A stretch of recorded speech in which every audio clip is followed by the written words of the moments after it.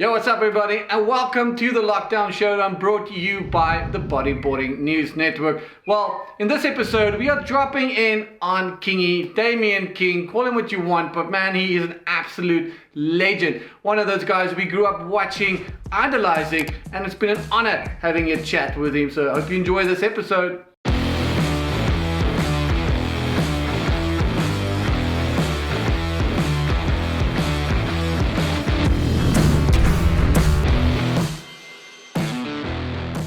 Well, ladies and gentlemen, welcome to the Lockdown Showdown, brought to you by the Bodyboarding News Network. We are in the company of royalty, aka Damian King, absolute legend. Dude, thank you so much for taking the time out of your busy schedule to have a quick little chat with us and allowing me to drop in on. It's not that busy. I'm just sitting on the lounge. You see. So, all lies on Instagram. Yeah, man. Thanks for allowing me to drop in on you and not get a good old smack for that.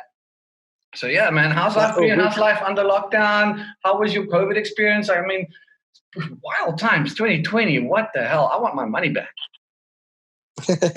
Yeah, no, it's been good actually. I haven't minded it. It's been probably a good year. Bit of a break, bit of a relax. Watch a bit of drama, and a lot of that. Yeah, no, it hasn't been too bad. I haven't minded it. It's kind of been a bit more slow pace, which is good for a change. Yeah, I kind of do agree with you. I mean, when we went into hard lockdown, it was just straight panic and everything, and it's kind of like after a week or two, it was just like, you know, let's not take anything away from the COVID thing. Like, it just kind of needed a bit of a break. Work and life and everything was just so hectic. And, it kind of forced you to relook at everything.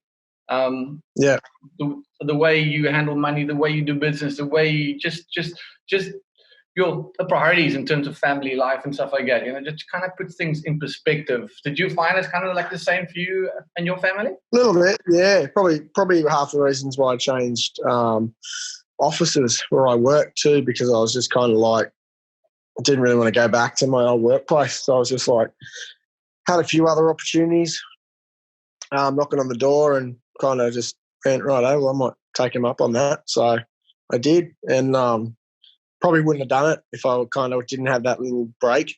I just would have kept like going through the mundane, Yeah.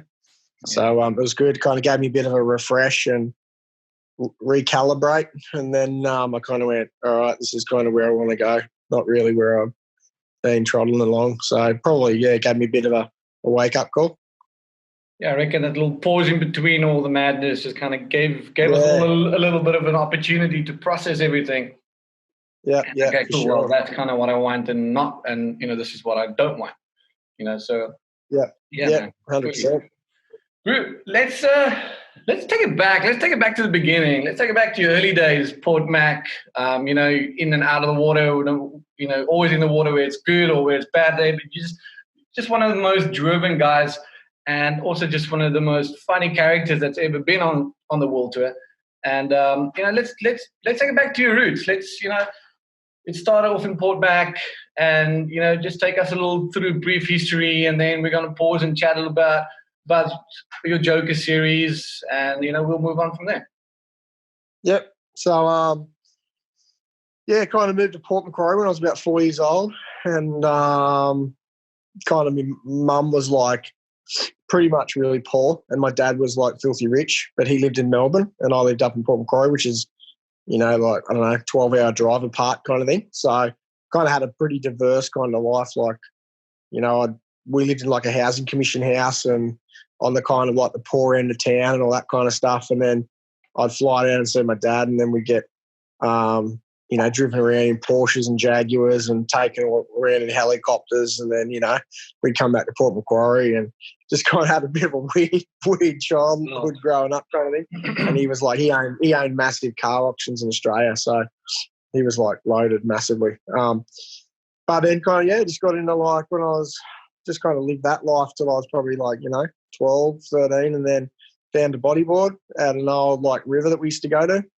And ended up like getting a wave on it where I got like a tube accidentally because I got kind of caught in a rip. And then I was hooked after that. And then saw a picture of Mike Stewart on my girlfriend. Not my girlfriend. It's a bit weird, but my sister's boyfriend.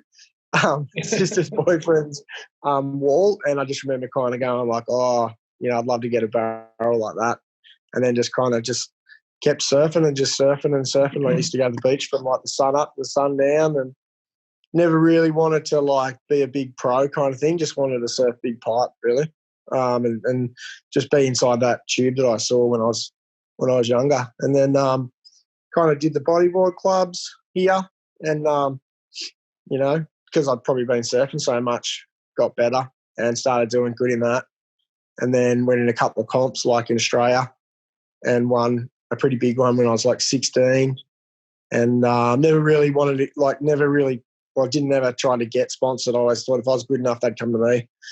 And then went to Hawaii when I was 18 and still didn't have a sponsor. And then I ended up, I think I got to, it was the year that Bullet won it. If you remember, they made the video of the contest and it was huge. And I like made heaps of heats. I think I got like one before the quarters. And it was like huge, and people were kind of like, you know, it was probably pretty big because that was my first year in Hawaii. I was only 18, and then after that, then basically I just got sponsored by Billabong and started getting paid straight away. And then kind of that was it. I was into it pretty much. And it snowballed from there. But that first time at Pipe, your eyes must have been like just absolute saucers, just seeing this monstrous thing unfolding in front of you, and kind of like, did you feel a little bit out of place there, like a little bit out of depth? I remember the first big session I had was Christmas Day, and it was probably the biggest pipe I'd seen, that and the day of the contest, like for years to come after that, even maybe like 5-10 years, maybe ever actually. Sure. And I remember thinking when I was out in the surf, like, there's no way I can do this for a job. I was watching, like, I remember Brian Wise catching a few waves and Ricky Bannister and a few guys. And I remember just going, far out, there's no way I could do this for a job. And I was out there literally thinking, what job am I going to do when I get home?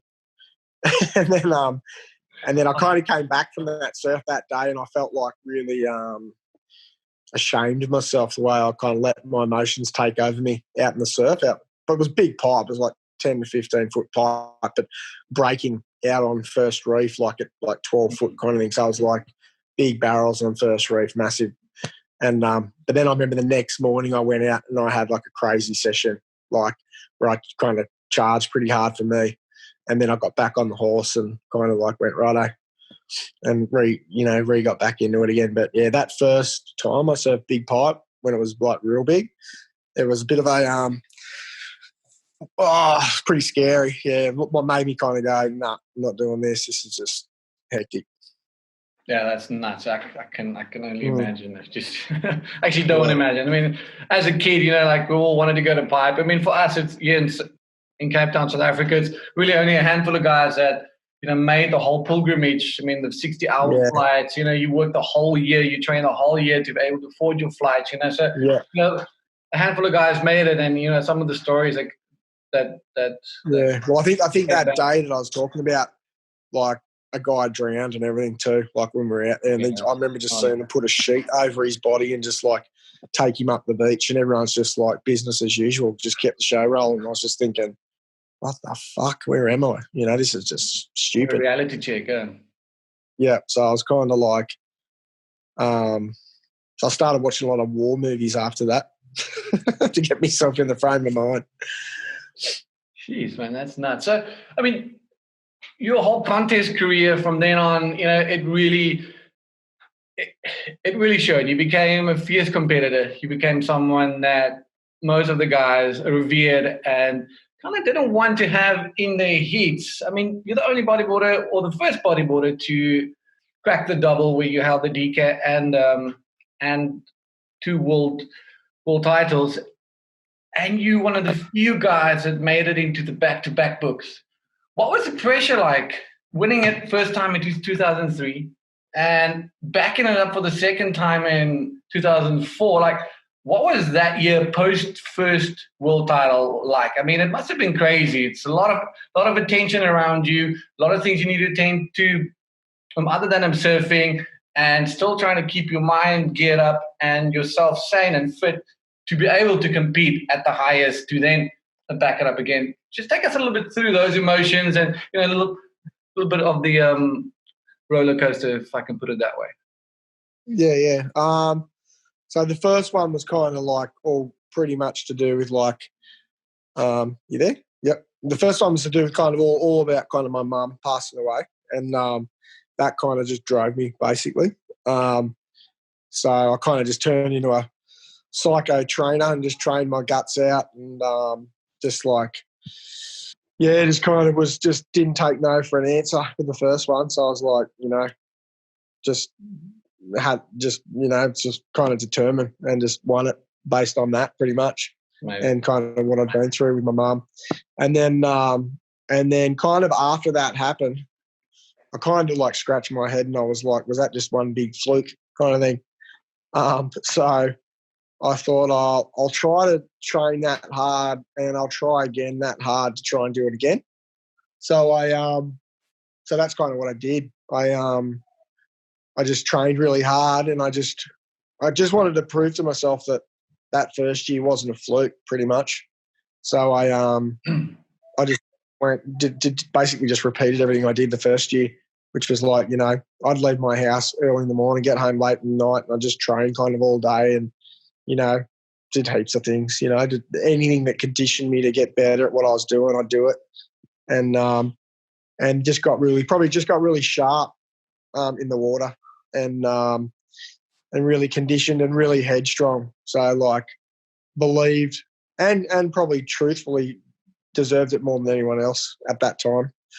So I just like, and you get in that frame of mind where you just kind of like, you don't think that anyone should take it from you and you end up winning because you're just like, nah, these guys aren't getting this kind of thing. And yeah, so you just get in this like frame of mind where you just take what you want pretty much. And then I tried it again the third year and it didn't happen then. So I was like, but I think I was like a bit more diluted, a bit more like didn't have the hunger quite as much. And I think at that level you need to be like ridiculously hungry. It's a game of inches. Everyone's pretty good. And it's just that tiny little, you just put your nose just that far in front and you end up taking the podium. But to get your nose that far in front of guys that are really good, you just need that extra little tiny bit of determination that no one else kind of has. And I probably keep that going for 2 years, but after 3, I was like, felt like pretty beaten. So I was, fully fatigued. Yeah, pretty much. Yeah, I just couldn't keep. The way I kind of did it was, hang on, turn this light on, Philip. The way I kind of did it was, it was just like a kind of a hardcore, going hard kind of strategy. So I just do more than what the other guys would do. So, but that also has it takes it out of you. I'm sure no world title's easy, but I think my ones I just worked really, really hard for. So I kind of got probably lazy after a couple of years. I was just like, kind of. And then with the drop knee one, it was just something I kind of like. I think I just started out at pipe and I did good at the pipe one, and then I kind of got that bee in my bonnet again with that one, and just thought, how cool would it be if I could win a drop knee one? So I just like kind of got serious about it and just wanted to do that one too. So and that felt just as good as the praying ones too, like especially the way I won it and everything. So it was they're all been special. They've all been kind of like right down to the bone. So the first one I had to win in Tamiga had to get fourth and I had to get first in the final, and that's what happened. The second one, I needed a 9.3 in the last 30 seconds, or not even that, 15 seconds, and I got a perfect 10 in the last, like literally in the last 30 seconds. Right. And the drop knee one, I needed a 6.3 or something in the last literally 5 seconds, and I got a 6.8. So, and every single one of them, I would have given up if I didn't have that like determination, because I was like, felt like I was beaten, and then I kind of like refused to be beaten, and then turned it at the end of the heat, which which again comes back to that kind of just not taking no for an answer kind of thing. Yeah, I reckon, I mean, that's something, for everybody watching and just life in general, that little piece of advice that we can actually take away from what you were saying is just really like, it sounds so cliched and never give up and push till the end. But Yeah. I mean, literally, you are the living example of that. You just need to just get your head right in some way and just really just try that extra little bit. And, it gets you that second. Yeah, I had a saying in my Joker 2 DVD at the start, and it said, life's about, it's Al Pacino, whatever his name is.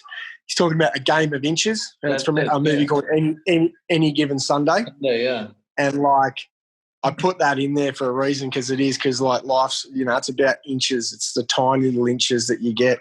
And when you're at that level, it's all inches, like the difference between me beating Tamiga or beating Jeff Hubbard or whoever isn't golden miles. It's like it's 0.5. Tiniest little thing ever. Yeah. And those tiny little inches, right when you get to the end, are kind of like made up of determination. So it's like if you didn't have that drive and that fuel, they'd beat you every time. So it's kind of like, but then, sometimes you just don't feel like, you're just lazy, and then they've got the energy going and the momentum going with them, and then they'll beat you. So they might have something like, that's fueling them at that particular time. But I think that if you've 100% focused and 100% on the job, and like you don't take no for an answer, then you grab the inches that you need when you need them, kind of thing.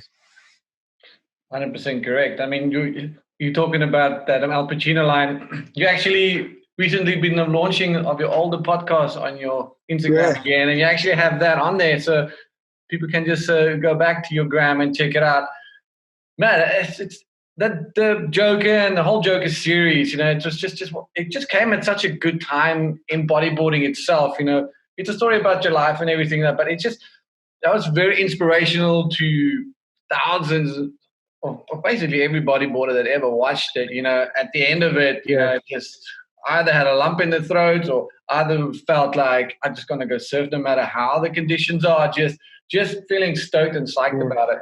And it was a bit of a, when we put it together, it was a bit of a weird concept at the time because it was like most movies were kind of, all movies were pretty much like just music and waves and all that kind of stuff. They weren't too like that. So before we made the Joker one, I went and saw a guy who does 60-minute videos just to get tell us how to kind of make a video that could have that kind of emotion and dive into that kind of, not darkness, but like kind of reality. So honesty, yeah. So yeah, but it's kind of like, it's a bit of an art to doing it. You can't just kind of come out and go, that, exactly. So he gave us a bit of a skeleton of how you should kind of put the movie together so it makes sense and everything kind of like feels the way it's meant to feel. But I remember when we had the premiere for the Joker one, I was sitting there just going,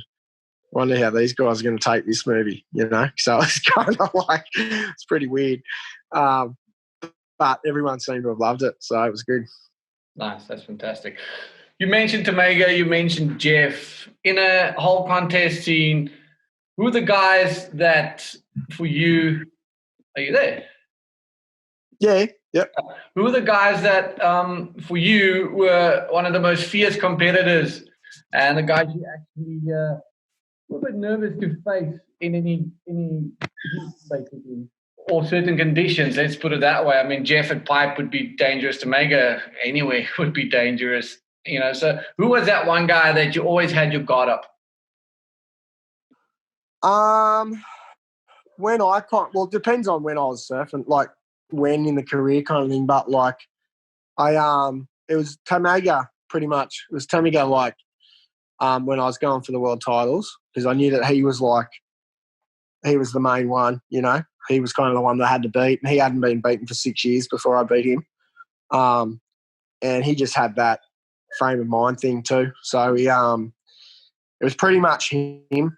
But you can get pipped by anyone, they're all pretty good. So like, you never underestimate anyone really. I've lost heats and I've just gone, how did I lose that? You know, and but I think when you're in that frame of mind, you just like I remember, and this is going to sound really cocky, but I remember like thinking at the time when I was competing in those heats, like I wanted whoever turned up to surf their best they could against me. You know, I felt like I was that tuned in and I was that ready to go on that I was like, I hope he's having a good day today because that's how I want him. You know, so like I was hungry for him. You know, and I think that comes down to preparation. I think if you're not kind of feeling like that, you probably you don't deserve it for starters.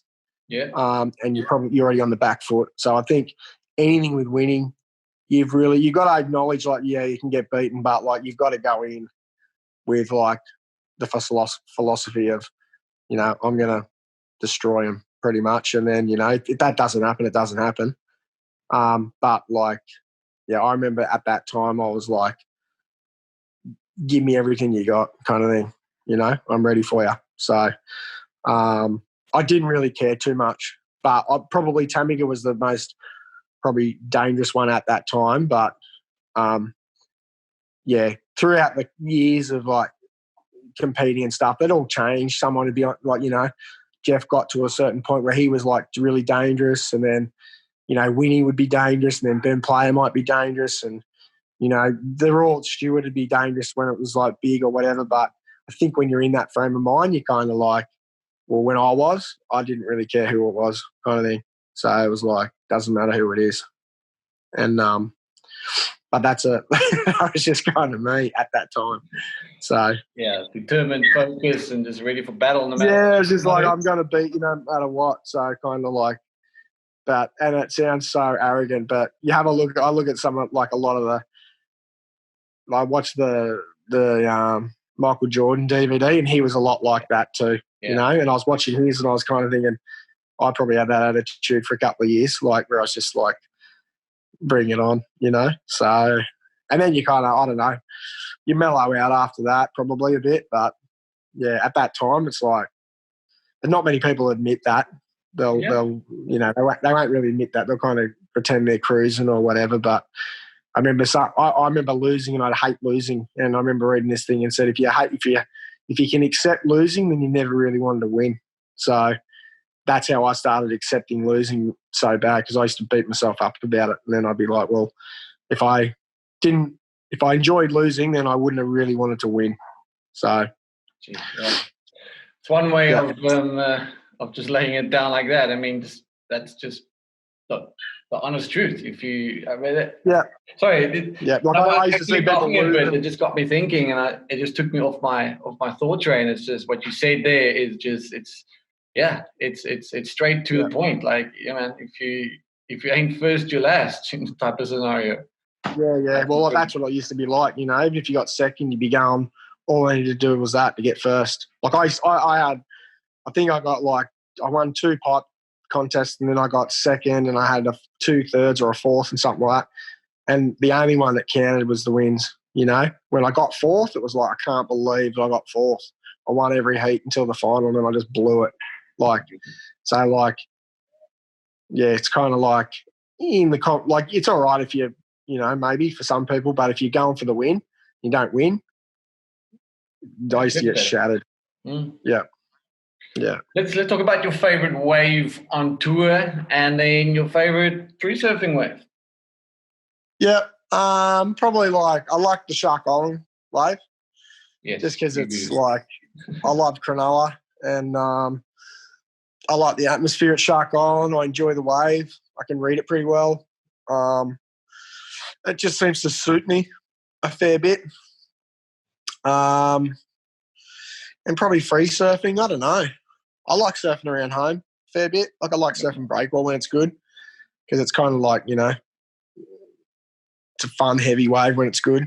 I also like, you know, surfing probably Shark Island if I was free surfing too. But, yeah, I don't know. Anywhere, really. I like Tahiti. Tahiti's fun, surf. Yeah. But it gets a bit crowded now. Mainly I just hate the crowds. So I kind of just like surfing where there's not as many people pretty much. Yeah, that's also quite nice not to have hundreds of your best friends around you, everybody hustling crap out of each other. Yeah, yeah. So yeah, no, I'm all for that. So let's talk. We got about 8 minutes left, so let's maybe throw into life after professional bodyboarding. You had a great career. Now obviously life happens, family happens. So kind of like, what was that shift like moving into the corporate world or the real estate world, and your success behind it, your success. If I was someone who wanted to buy a house, I want to buy it from you because firstly, you make such a good effort with your clients. I'm just going about what I see on Instagram as a potential client. Let's pretend I'm someone that wants to buy. And I'm looking at your stuff and I'm like, shit, there's no other estate agent that really makes a Mickey, has fun, and really is serious about it at the same time. And then you have quite a big family and a black and white cat, so all that whole trying balance to fight there. me. just attacked me. Get him. Oh, shit. What's this? Hang on, yeah. So yeah, I guess I don't know. I reckon that's probably one of the hardest things for any sports person is going out of the bodyboard world into the working world, and it's probably something I used to think about all the time. And because you put all your eggs into one basket, so you don't have the big. Well, I didn't a great resume or anything like that, so I probably got pretty lucky getting into real estate because kind of there wasn't a lot on the option plate, dig holes or real estate kind of thing. So, but it seemed like a good fit for me because you're talking to people and, I'm selling Port Macquarie, which I love. It's where I live. And, I don't know. It's mainly real estate isn't real estate. It's people. So it's not really, you're selling houses, but you're more having relationships with people and kind of like that's the whole that's basically it, how their experience is with you and through the whole process and stuff. So it kind of it's easy if you think of it like that, but pretty scary like when you're like inside your sport and you don't know what you're going to do, because I had no clue I was going to get into real estate when I was bodyboarding. I was just like always going, what am I going to do when I finish bodyboarding, And it was a bit of a massive stress for me actually, and I reckon it's a huge stress for any kind of person who's full-time in their sporting career and they don't have many other options outside of that, or they can't think of any. But yeah, it kind of worked well. I got into it's been good ever since I did. I don't think the fact I was a bodyboarder and kind of that helped me really though. Initially, I think if anything that worked against me because everyone kind of branded me as, Damian King, the bodyboarder, which is great. But I don't think that people make a decision to sell their house with Damian King, the bodyboarder. Yeah. So there's heaps of real estate's a pretty competitive market. So there's always, there's plenty of real estate agents that, and potentially who you get to sell your house. So for me, it was kind of like, it probably made it harder initially for me to, carve my way into real estate because I was so heavily branded as a bodyboarder in where I live. So, but once kind of and the only people who I get listings out of or houses to sell were people who didn't really know who I was because they didn't know that kind of my history and that I just started and this and that. So you got to think, you're giving someone's by them giving you their house, it's the biggest financial asset they've ever had. So they don't want to just give it to some beach bum dude who, might be a nice guy or whatever they think, but he's not a professional real estate agent. He doesn't know how to negotiate. He doesn't know how to do this. He's a surfer, So I had to find people who didn't really know that about me, which was hard, like in my town, because it's not a huge, huge town. But once the sold stickers started going up and, I always had a philosophy of if I just had one client and they had a great experience with me, they'll have 10 friends and they'll tell them, and that's kind of how I just started off. And then eventually I started getting traction and then, people start to accept that you're something other than just like a bodyboarder or a surfer or whatever. But then on the other side of the coin too, you've got a lot of people who are kind of jealous too. So you kind of get, not jealous, but they like seeing you do all right, but not too good sometimes. In Australia, it's a little bit of a thing like that. So you're kind of like you're combating like cutting your teeth and showing that you can do the job. And then if you start going too good, it's like, oh, we don't want him going too good. Look, he's had a pretty good career in bodyboarding now. He's like going good in real estate. So it's like, it's always a bit funny kind of thing. But I can't complain. Like it's been a really good stepping stone from where I've been in bodyboarding, like a great career path and moving on from where I had. And, I couldn't have made the same money I've made, or, it's no risk to my body and it doesn't drill myself or anything like that. And I've met some really cool people doing it. And yeah, it's been pretty good, really. And I try to mix it up so it's got a bit more life in it. I do my videos and property videos and stuff, and just making it a bit more interesting than just selling boring real estate. And I think that a lot of my buyers and clients and stuff, they kind of, they are starting to kind of get what I do, and they like it. And I get phone calls about, just coming and seeing properties because they like my videos or this or that, or, and I can have a bit of a laugh with them, and it's good. I think you just got to be yourself, you can't be. Thing. I mean, you've created this niche, and the people that realize you're actually just a human being, or someone that wants to go the extra mile, which is always a fantastic, and that's the best form of advertising you can get. So in closing, I mean, let's start winding us down. What advice would you give a bodyboarder that's on tour now? They want to be a pro, they want to make it, or but life that are thinking about, shit, what am I going to do after this?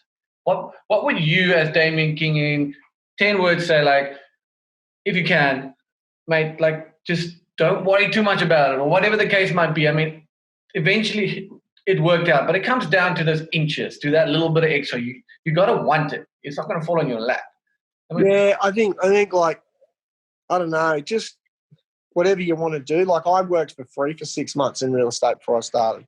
So again, it came to a point where I was like, I was going to do it no matter what. So like, I wasn't going to take no for an answer kind of thing. Once I realised I wanted it, I said to myself, I'll work for free till I get a job doing it. And I didn't really need to, but I did. So just find out what you want to do, and, just do it no matter what. And real estate's a pretty good option for those people out there. It's a pretty cool, it's not like, I don't know. It's kind of like, as long as you're like people focused and customer focused, and you just, you give that wow experience to a client, it's a great career, really. But for me, it was just like, that's what I wanted to do. And so I ended up just like, I worked at a pub actually when I finished bodyboarding for 6 months while I did real estate for free at an office for 6 months. He told me I was going to get a job anyway, but it wasn't for 6 months, but I thought I'd just work for free anyway, just to get better. And I just, always do more than the other guy won't. You don't get anywhere by doing the same as what everyone else is doing. So you got to like, even with my videos, I know that everyone probably doesn't like my videos. Some people, like, I had a high-end house today, and one of the videos that I had, I could see some of the clients, they probably like half of them didn't like it. But I don't really care because, the other half love it. Yeah. So it's like, and if I'd done a boring video, probably the whole lot of them would hate it. So like, just have a go, be different, do something, do what you want to do, and you'd be surprised. People start to kind of like go, hey, that's a bit different. That's, and as long as you're not being, as long as you're being honest with people and whatever it is. And I reckon, I don't know, just seems to work. Doing something a bit different sometimes. Everyone gets sick of the same shit. So it's kind of like, I don't know. I didn't really answer the question, but. That's right. I think there's a lot people can take away from it. Just staying humble and being honest, I think will already put you in a step ahead of someone else. I think, in closing, thank you so much. And if I was an academic, I probably would have gone down that path, but I was just hopeless with that stuff. So like, I know a friend of mine, Chase O'Leary, he's like studying while he's traveling around, and then he'll be a teacher. So like, that'd be cool for him. Like, but I reckon I just would have forgotten everything if I tried to study. So for me, it was kind of like I just needed something a bit different. Real estate was kind of my niche, because you kind of make things happen there, and it's all about, you know, people and connecting. But, you know, if you're good at like studying, then shoot for a star, hit an eagle, you know, like go for wherever you want to go for it. And what he does is great. He just like travels around in his bus, surfing waves, studying by correspondence. So he's getting his surf fix and his lifestyle, and he's also getting his career or building towards his career at the same time. So I don't know, just it's a scary thing because I didn't know to actually stop what I was going to do. So I'm probably the last bloke you want to ask advice on for that. It just kind of happened for me. I think I just kind of got backed into a corner and I made it happen kind of thing. But yeah, I was pretty much lost until the moment of truth happened where I was like, shit, what am I going to do? And then I just went, boom, and it happened. So, don't know. Oh, well, you know, it worked. Thank God. No, that's epic. Yeah, that old man smoking crack under a bridge, I think. You can do that as well. Yeah. Oh, that's classic. King, man, thank you so much for your time, dude. Honestly, appreciate it. And thank you for being such a great human being and a role model, and you know, all of that and all the good times that you've given us as bodyboarders. And we continue keeping a keen eye on your Instagram for all the laughs and stuff like that. So from all of us here at the Bodyboarding Network, thank you so much. Thanks for having me. You. Yes, brother. See ya. Oh man, another epic episode brought to you by the Bodyboarding News Network. Kingy, thank you for your time. What a legend. Well, coming up next, keep your eye out on the news on the Bodyboarding News Network as we keep bringing you all the content from bodyboarding around the world. Up until next time, stay safe. Mumbles out.